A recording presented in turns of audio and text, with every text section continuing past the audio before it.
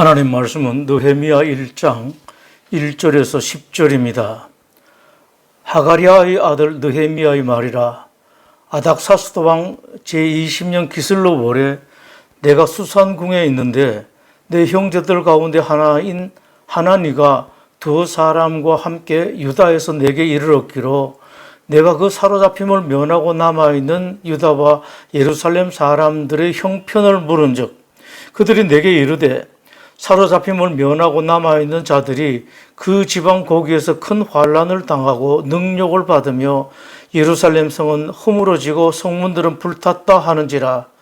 내가 이 말을 듣고 앉아서 울고 수일 동안 슬퍼하며 하늘의 하나님 앞에 금식하며 기도하여 이르되 하늘의 하나님 여호와 크고 두려우신 하나님이여 주를 사랑하고 주의 계명을 지키는 자에게 언약을 지키시며 긍휼을 베푸시는 주여 간구하나이다.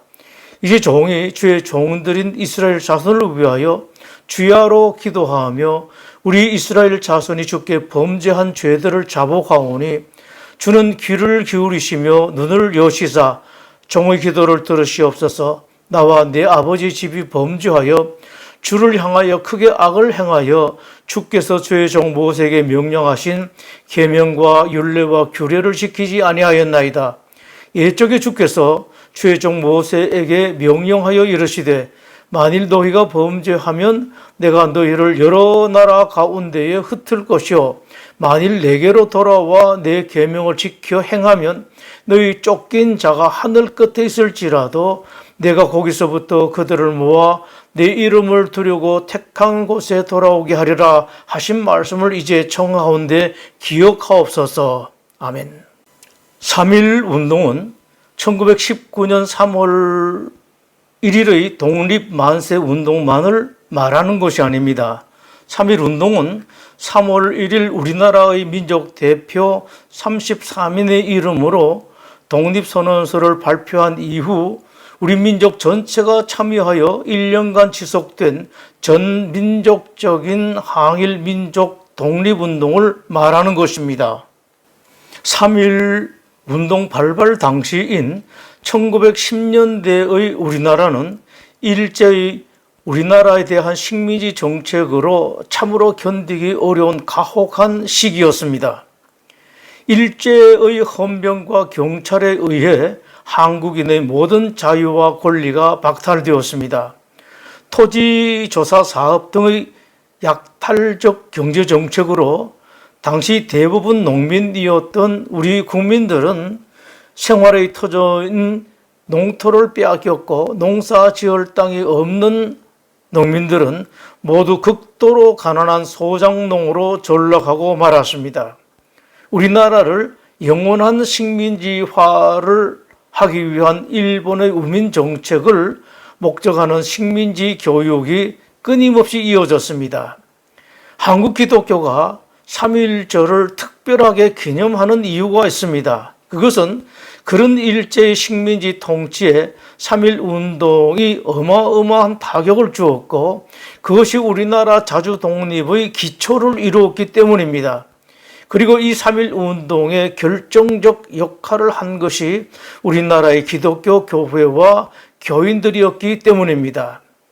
하나님은 큰 일을 행하실 때 항상 사람을 쓰십니다. 하나님은 일을 하실 때 특별한 경우가 아니면 항상 사람을 통해서 일을 하십니다. 한국 그리고 한민족을 지키고 세우실 때도 그랬습니다. 하나님은 한국의 기독교인들을 쓰셨습니다.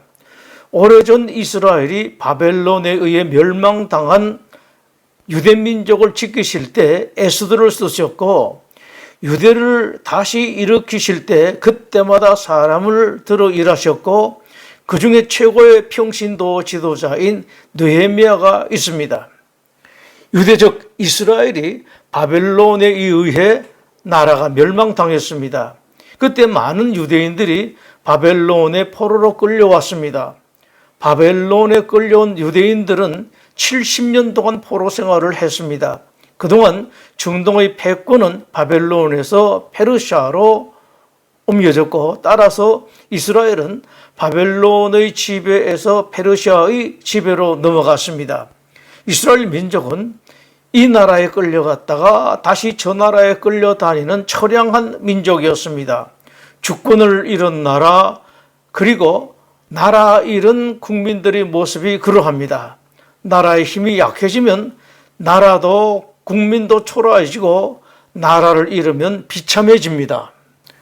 바빌론으로부터 이스라엘을 물려받은 페르시아는 바벨론의 적국 포로들에 대한 정책을 변경했습니다. 이에 따라 유대인 포로들도 조국 이스라엘로 돌아오게 되었습니다. 유대 포로들은 여러 차례 나뉘어 조국 이스라엘로 귀환했습니다. 유대인 포로 중 한 사람이었던 느헤미야는 크게 출세한 페르시아 고위 관리였습니다. 느헤미야는 조국 이스라엘을 지극히 사랑했습니다. 자나깨나 늘 조국에 관심을 가지고 있었습니다. 조국 유대에서 사람이 오기만 하면 조국의 소식에 대해 물어보았습니다. 그러던 어느 날 조국에서 온 사람에게서 조국의 비통한 소식을 듣게 됩니다. 그들이 내게 이르되 사로잡힘을 면하고 남아있는 자들이 그 지방 고기에서 큰 환난을 당하고 능욕을 받았으며 예루살렘 성은 허물어지고 성문들은 불탔다.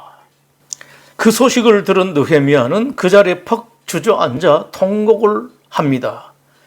이 느헤미야를 하나님께서 그처럼 좋아하셨던 하나님 마음에 합한 사람인 다윗 못지않게 좋아하셨다는 것을 느낄 수 있고 그 이유를 우선 성경에서 몇 가지를 찾아볼 수 있습니다.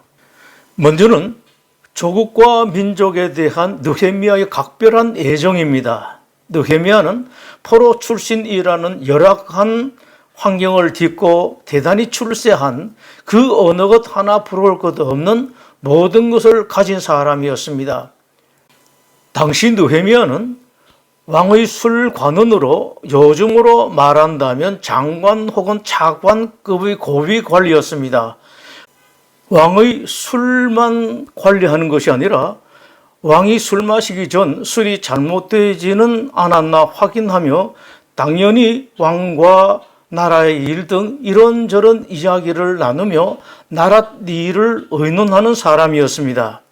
당연히 물질적 지위, 명예에 있어서 최고의 위치에 있는 사람이었습니다. 이런 사람이 자나깨나 조국의 관심이 아주 각별했습니다. 느헤미야는 어려운 조국과 동포에 대해 늘 관심이 많았는데 관심의 정도가 어느 정도인가를 말하는 것이 이 말씀입니다. 내가 이 말을 듣고 앉아서 수일 동안 슬퍼하며 하늘의 하나님 앞에 금식하며 기도하여. 일반적으로 사회적 지위가 대단해지거나 막대한 재산을 모으면 사람이 달라집니다. 자기 지위만, 자기가 가진 막대한 재산을 생각하다가 이웃도 나라도 나아가 하나님도 안중에 두지 않습니다. 이기적이 됩니다. 남을 생각하지 않습니다. 몸을 사립니다. 혹시라도 힘들게 얻은 그것을 놓칠까 싶어 전전긍긍합니다. 그러나 느헤미야는 이것을 완전히 뛰어넘었습니다. 느헤미야가 그것을 뛰어넘은 자체도 대단하지만 더 중요한 것은 그것을 뛰어넘을 수 있었던 이유입니다. 하나님께 대한 신앙으로 그것을 뛰어넘었기 때문입니다. 느헤미야가 조국과 동족을 그처럼 사랑한 까닭은 느헤미야의 조국과 동포 사랑 그 자체보다 하나님께서 사랑하시는 조국 그리고 하나님께서 사랑하시는 유대 민족이라는 데 있었습니다. 이런 느헤미야를 하나님께서 좋아하시지 않을 수가 없으셨습니다. 불쌍하고 어렵고 힘든 사람들을 사랑하는 까닭이 내가 사랑하는 것이 아니라 하나님께서 사랑하시는 사람들이기 때문에 사랑하는 것, 이것이 진정한 사랑입니다. 유대인들 가운데는 지극히 악랄한 사람들이 많지만 유대민족이 하나님의 각별한 보호를 받는 이유가 바로 느헤미야와 같은 사람들 때문입니다. 미국에 별별 해괴한 사람들이 많지만 불쌍한 이민자들을 돕는 수많은 사람들, 제3세계의 열악한 환경 속에서 자기 생명을 귀하게 여기지 않고 복음을 전하는 사람들 때문입니다.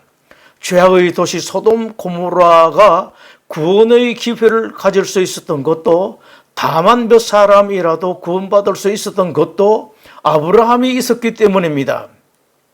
창세기 18장의 말씀입니다.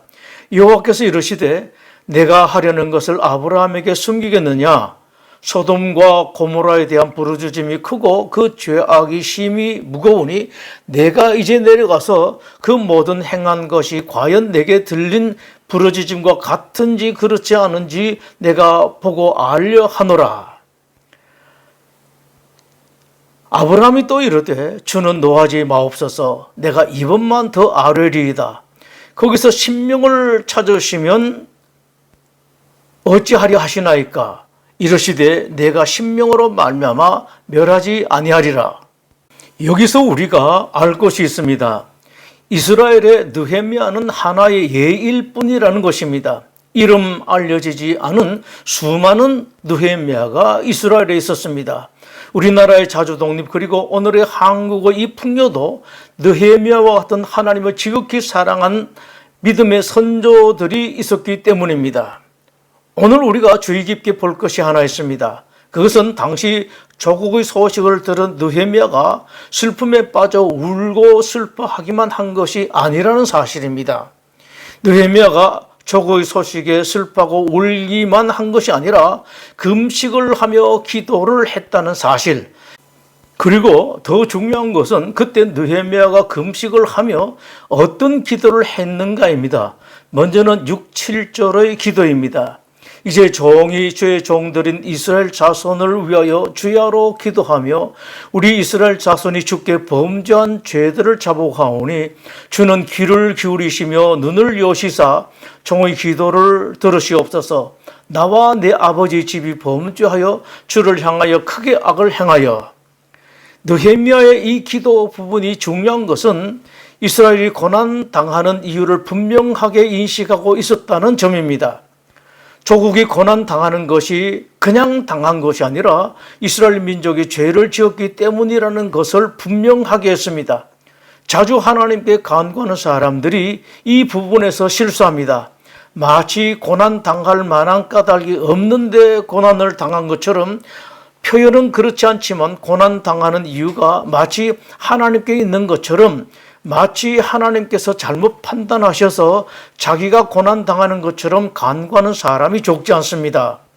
느헤미야는 이것을 이스라엘 자손의 죄라고 분명하게 했을 뿐만 아니라 나아가 자기와 자기 집의 죄 때문이라고 기도했습니다. 나와 내 아버지의 집이 범죄하여. 느헤미야의 기도가 참으로 귀한 것은 단순히 주저앉아 엎드려 울고 금식하며 하나님께 떼를 쓰는 기도를 한 것이 아니라는 사실입니다. 우리가 당하고 있는 이 고난은 하나님께서 주신 고난이라는 것과 하나님께서 이유가 있어서 주신 고난이기 때문에 당해서 마땅하다고 합니다. 즉 하나님이 우리 모든 것의 주인이고 하나님께서 하시는 일은 언제나 옳은 것이라는 말입니다. 여기서 이어지는 느헤미야의 기도는 느헤미야가 얼마나 대단한 신앙인이며 하나님께 그토록 큰 사랑을 받는 사람인가를 말하는 두 가지 중요한 사실이 있습니다. 하나는 무조건 우리 죄를 용서해 주시고 구원을 베풀어 달라고 하는 것이 아니라 지은 죄를, 잘못을 돌이키겠다는 약속의 말씀을 드리고 있습니다.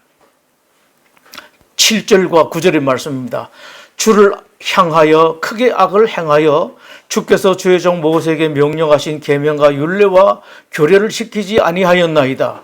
예측에 주께서 주의 종 모세에게 명령하여 이르시되 만일 너희가 범죄하면 내가 너희를 여러 나라 가운데에 흩을 것이요 만일 내게로 돌아와 내 계명을 지켜 행하면 너희 쫓긴 자가 하늘 끝에 있을지라도 내가 거기서부터 그들을 모아 내 이름을 두려고 택한 곳에 돌아오게 하리라 하신 말씀을 이제 청하건대 기억하옵소서.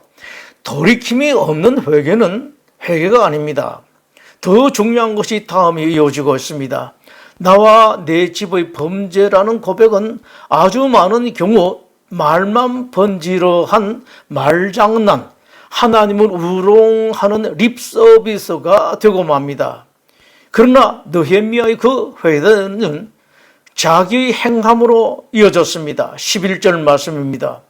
주여 구하오니 주를 기울이사 종의 기도와 주의 이름을 경외하기를 기뻐하는 종들의 기도를 들으시고 오늘 종이 형통하여 이 사람 앞에서 은혜를 입게 하옵소서. 이 기도는 이 말입니다. 이제 제가 조국을 위해 나서려고 합니다. 조국을 위해 하는 저의 일에 은혜를 내려주십시오. 그러면서 이어서 하는 느헤미야의 말은 아주 중요한 의미가 있습니다. 그때에 내가 왕의 술관원이 되었느니라. 식민지 출신인 제가 술관원이라는 대단한 지위를 가지게 된 것은 바로 이런 때를 위한 것이 아니겠습니까? 에스더 그리고 모르드게의 말이 생각납니다. 에스더 4장 13절 말씀. 이때에 내가 만일 잠잠하여 말이 없으면 유다인은 다른 데로 말미암아 노임과 구원을 얻으려니와 너와 내 아버지 집은 멸망하리라. 내가 왕후의 자리를 얻은 것이 이때를 위함이 아닌지 누가 알겠느냐. 그리고 16절 말씀입니다. 당신은 가서 수산에 있는 유다인을 다 모으고 나를 위하여 금식하되 밤낮 3일을 먹지도 말고 마시지도 마소서. 나도 나의 시녀들과 더불어 이렇게 금식한 후에 규례를 어기고 왕에게 나가리니 죽으면 죽으리다. 롯과 그의 가족이 구원받은 것, 에스더 시대의 유대 민족이 구원받은 것, 그리고 우리의 조국 대한민국과 민족이 하나님의 그 크신 은혜를 받은 데에는 아브라함, 모르드게, 에스더, 느헤미야와 같은 사람들이 있었고 대한민국 우리 조국과 우리 민족이 이처럼 크나큰 하나님의 은혜를 입은 데에는 우리가 아는 귀한 선배들 그리고 우리가 알지 못하는 더 많은 귀한 선배들 덕분이었습니다. 이제 여러분의 차례입니다. 여러분 하나님을 위해 대한민국과 우리 동포를 위해 무엇을 하시겠습니까? 기도하겠습니다. 하나님, 우리 성도들이 그저 입만 가진 신앙, 말만 하는 신앙이 아니라 행함이 있는 진정한 믿음의 신앙자들이 되게 하여 주시옵소서. 예수님 이름으로 기도드립니다. 아멘.